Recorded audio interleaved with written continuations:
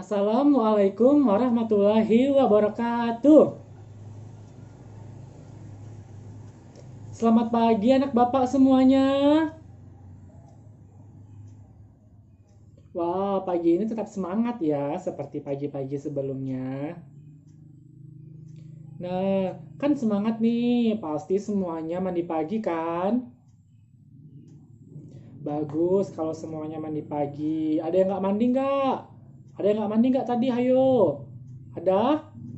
Nggak ada ya, semuanya mandi. Bagus. Jadi kita sebelum kita berangkat sekolah, kita bangun pagi dan kita itu diwajibkan untuk mandi agar badan kita bersih, terhindar dari kuman dan penyakit dan membuat badan kita menjadi lebih segar. Seperti itu ya anak-anak.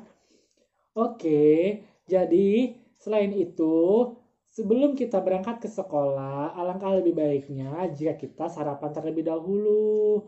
Mengapa? Karena sarapan pagi itu membuat badan kita lebih bertenaga, lebih membuat kita menjadi tidak mudah sakit perut dan membuat kita menjadi lebih berkonsentrasi dalam belajar. Jadi sarapan pagi dan mandi pagi itu penting ya anak-anak. Oke, selanjutnya yaitu kita sebelum berangkat ke sekolah harus salaman dulu ya dan meminta izin kepada kedua orang tua. Ada nggak yang tadi pagi nggak salaman dulu sama orang tuanya? Ada nggak? Semuanya salaman ya? Bagus kalau semuanya salaman. Karena kita harus meminta izin dulu kepada kedua orang tua kita. Ridhonya kita itu dari orang tua kita. Jadi jika orang tua meridhoi kita, maka kita akan menjadi orang yang beruntung nantinya. Seperti itu ya anak-anak. Jadi jangan lupa setiap pagi minta izin dulu ke orang tua kalau mau berangkat ke sekolah agar pelajaran yang kita dapatkan di sekolah menjadi berkah buat kita, dapat menambah ilmu pengetahuan kita juga ya anak-anak. Oke, nah sebelum kita melanjut ke materi kita pada pagi hari ini, Bapak mau tanya dulu nih siapa yang hari ini nggak hadir? Atau hadir semua? Hadir semua ya, bagus banget memang anak-anak Bapak, rajin-rajin banget ke sekolah ya. Tuh, kita harus juga rajin ke sekolah karena di sekolah kita akan mendapatkan banyak ilmu, banyak pengetahuan. Dari yang kita nggak tahu menjadi kita tahu, menjadi wawasan kita semakin luas seperti itu ya. Jadi rugi jika kalian tidak bersekolah seperti itu ya. Rajinlah ke sekolah dan rajinlah belajar ya. Jangan di sekolah itu berbicara aja seperti Aldi ya. Jangan seperti Aldi anak-anak. Sekolah itu buat belajar, bukan buat berbicara ya. Oke, sikap Aldi diperbaiki lagi ya Aldi. Oke, nah sebelum kita masuki pembelajaran kita hari ini, alangkah lebih baiknya jika kita memulai dengan berdoa terlebih dahulu. Nah, untuk memulai pembelajaran kita pada pagi hari ini, alangkah lebih baiknya jika kita berdoa terlebih dahulu. Berdoa dimulai.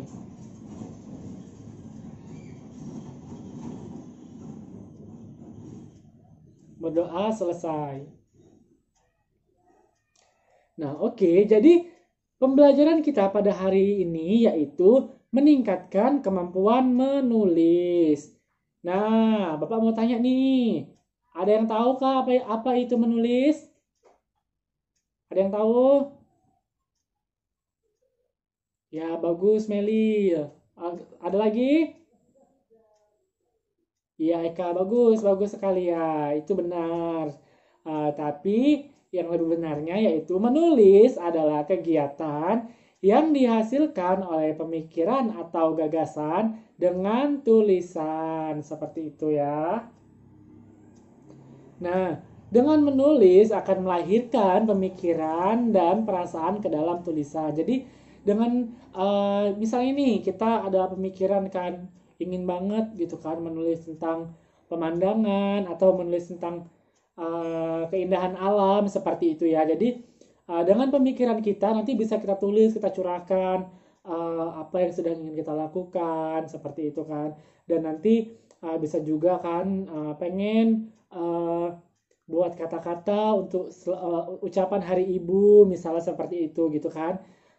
Bisa nanti kita buat aja itu merupakan suatu tulisan. Seperti itu ya anak-anak. Nah, kan kita ini meningkatkan kemampuan menulis gitu kan.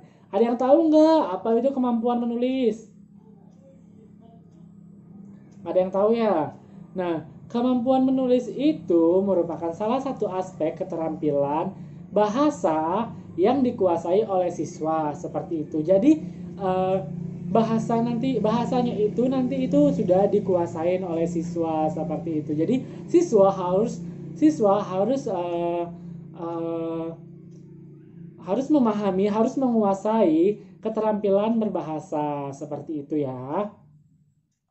Nah, selanjutnya kita akan mempelajari tentang manfaat menulis. Nah, tetapi sebelum lanjut ke materi manfaat menulis, apakah anak-anak sudah paham mengenai uh, pengertian menulis dan kemampuan menulis? Apakah anak-anak sudah paham atau ada yang kurang jelas? Bisa ditanyakan ya. Apakah sudah paham? Apakah sudah jelas? Oke, bagus sekali memang anak Bapak ini pintar-pintar semuanya ya. Oke, selanjutnya yaitu manfaat menulis.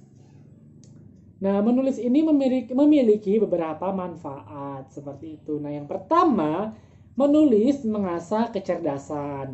Nah, mengapa hal itu terjadi? Karena menulis merupakan suatu aktivitas yang kompleks. Kompleksitas menulis terletak pada tuntutan kemampuan mengharmonikan berbagai aspek-aspek. Nah, di dalam menulis mengasah kecerdasan ini terdapat beberapa aspek, yaitu yang pertama, pengetahuan tentang topik yang akan dituliskan. Setelah itu ada penuangan pengetahuan yang diaracik di dalam bahasa dan akan ditulis seperti itu ya. Dan yang ketiga yaitu penyajian selaras dengan konvensi atau aturan penulisan. Nah, jadi menulis mengasah kecerdasan itu kita pertama terlebih dahulu itu mengetahui dulu apa yang akan kita tulis gitu kan, topiknya, istilahnya, judulnya apa yang harus kita tulis misalnya gitu kan. Misalnya tentang lalu lintas seperti itu kan, kita harus seperti menguasain atau mengetahui seperti apa itu lalu lintas seperti itu. Nanti melalui pengetahuan tentang lalu lintas itu nanti akan kita tuliskan di dalam tulisan kita seperti itu. Jadi selain menulis itu menambah pengetahuan kita, juga mengasah kecerdasan kita seperti itu. Selanjutnya yaitu menulis mengembangkan daya inisiatif dan kreativitas. Tapi sebelum itu, Bapak mau tanya terlebih dahulu, apakah anak-anak sudah mengerti mengenai menulis mengasah kecerdasan? Sudah paham semua ya? Bagus. Nah, yang kedua yaitu menulis dapat mengembangkan daya inisiatif dan kreativitas gitu. Jadi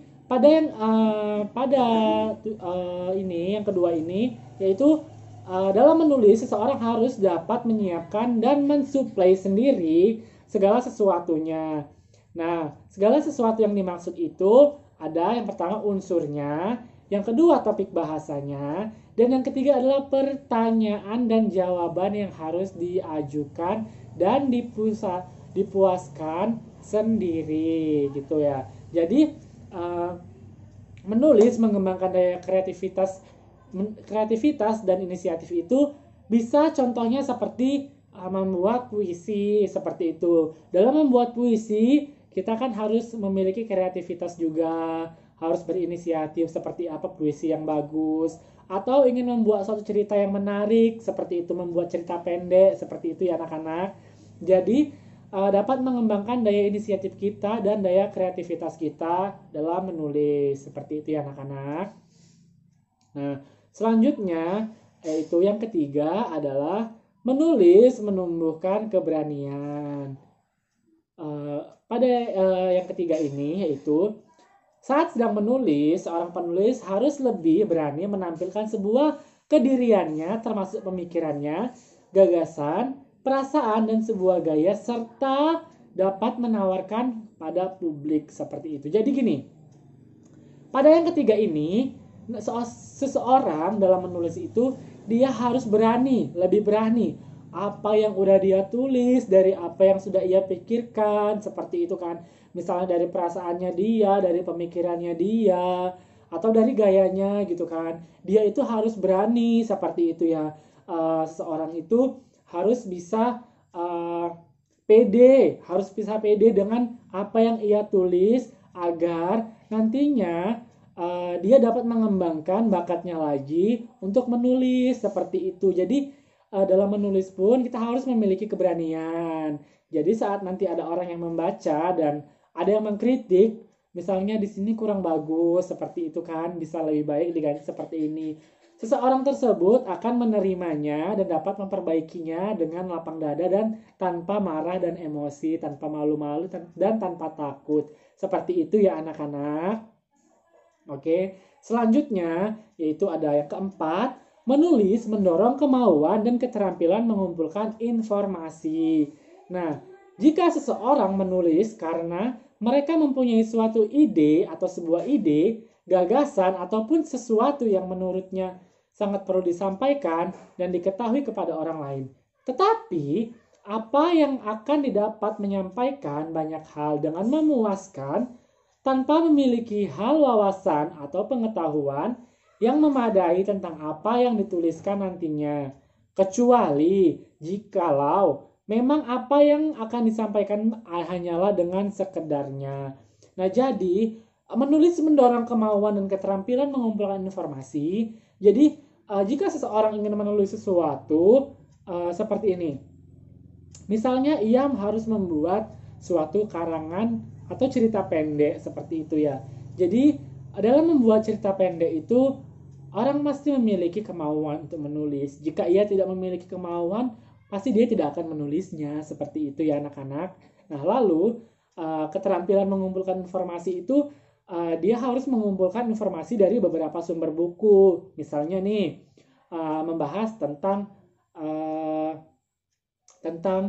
cerita rakyat seperti itu kan. Nah nanti kan cerita rakyat itu harus kita dapatkan informasinya dulu, seperti apa informasi, seperti apa cerita rakyat itu gitu kan. Nanti baru kita bisa menuliskannya lagi kembali seperti itu. Namun tidak sama persis dengan apa yang ia baca dan apa yang dia lihat seperti itu ya.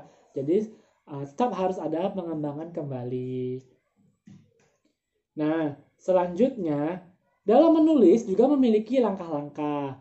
Nah, sebelum kita masuk ke langkah-langkah menulis, nah, apakah anak-anak sudah paham dengan materi yang sebelumnya?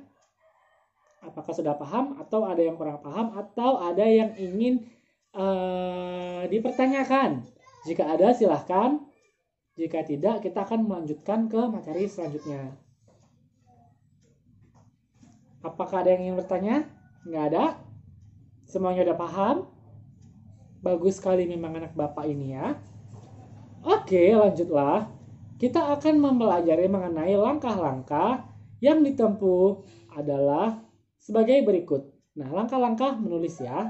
Dan langkah-langkah menulis yang harus ditempuh. Nah, yang pertama, guru menunjukkan gambar seseorang anak perempuan dan anak laki-laki. Dua anak tersebut diberi nama Nani dan Nana. Lalu, guru mengenalkan nama kedua anak itu sambil menunjukkan tulisan Nani dan Nana yang tertera di bawah gambarnya. Jadi nanti nih ada sebuah gambar. Ini anak laki-laki dan sini ada anak perempuan. Seperti itu ya. Nanti di bawah sininya itu ditulis. Misalnya ini anak laki-laki namanya Nani, misalnya gitu ya, ataupun di sini yang perempuan namanya Nana, seperti itu. Jadi dengan seperti ini anak akan lebih mengetahui, akan lebih terangsang lagi untuk menuliskan seperti itu ya. Nah lalu yang ketiga yaitu melalui proses tanya jawab secara berulang-ulang. Nah anak diminta untuk menunjukkan nama Nani dan nama Nana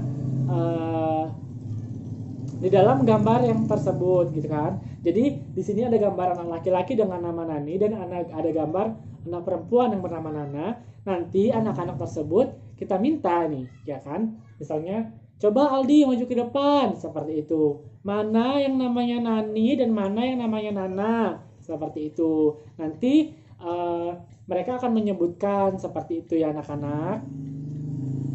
Oke, selanjutnya yaitu untuk memindahkan dan menuliskan kedua bentuk tulisan tersebut di papan tulis. Jadi setelah anak tersebut mengetahui mana yang namanya Nani dan mana yang namanya Nana, anak diminta untuk menuliskan di papan tulisnya, di papan tulis kelas seperti itu ya. Jadi ini misalnya nih, Aldi maju ke depan. Nih, coba lihat. Ini ada seorang laki-laki dan ada seorang perempuan. Yang laki-laki yang bernama Nana dan yang perempuan bernama Nani. Apa kamu sudah melihat? Sudah Pak, misalnya seperti itu. Lalu nanti si Aldi akan menuliskan nama Nani dan nama Nana di papan tulis seperti itu ya anak-anak. Nah sampai di sini paham langkah-langkahnya? Paham, bagus sekali. Selanjutnya kita akan memasuki yang selanjutnya yaitu cara meningkatkan kemampuan menulis. Nah, kemampuan menulis itu terbagi menjadi beberapa. Yang pertama, membiasakan anak untuk membaca. Jadi, cara meningkatkannya itu membiasakan anak untuk membaca. Nah, karena dengan membaca, anak tersebut nantinya akan tertarik untuk menulis. Misalnya, membaca cerita si kancil, nanti lama-lama anak tersebut anak tersebut bakalan tahu kan jalan ceritanya seperti apa. Lalu nanti orang tua atau gurunya nanti bisa meminta anak tersebut untuk menuliskan kembali apa yang sudah ia lihat, apa yang sudah ia baca, seperti itu. Nah, yang kedua yaitu memberikan anak wadah untuk menulis. Nah, memberikan wadah ini yaitu suatu cara yang dilakukan untuk meningkatkan kemampuan menulis gitu kan. Jadi wadah yang dimaksud itu ialah waktu dan tempat seperti itu. Misalkan menulis ya kan. Jadi kita itu anak-anak kita perintahkan untuk menulis misalnya coba anak-anak tulis mengenai cerita pendek ataupun pengalamannya selama liburan. Coba misalnya Aldi, Meli, Eka, Risa, silakan ditulis ya di kertas lembar misalnya gitu. Jangan lupa dibuat nama dan diberi judul ya. Nah, lalu nanti guru menyediakan mading atau majalah dinding. Nantinya apa yang udah anak-anak tulis nanti anak-anak tempelkan di mading tersebut seperti itu. Oke.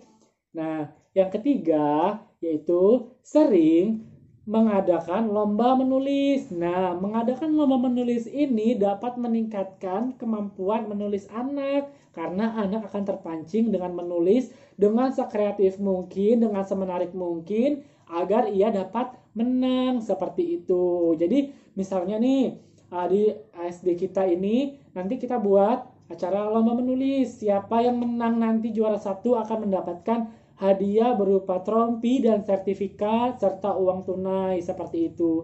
Maka nantinya anak-anak akan terpancing untuk menulis dan menjadikan anak tersebut untuk lebih kreatif dalam menulis seperti itu ya anak-anak.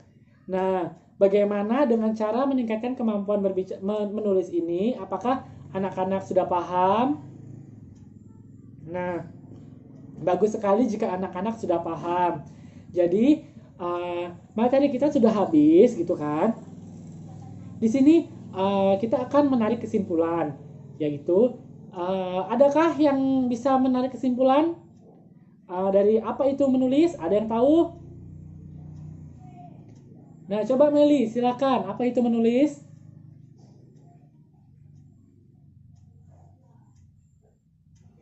Iya, benar sekali Meli. Kamu bagus sekali. Jadi, menulis itu merupakan suatu kegiatan yang penting untuk dapat menuangkan isi pikiran, gagasan, atau pendapat, ide, maupun perasaan seseorang melalui tulisannya. Bagus sekali ya Meli.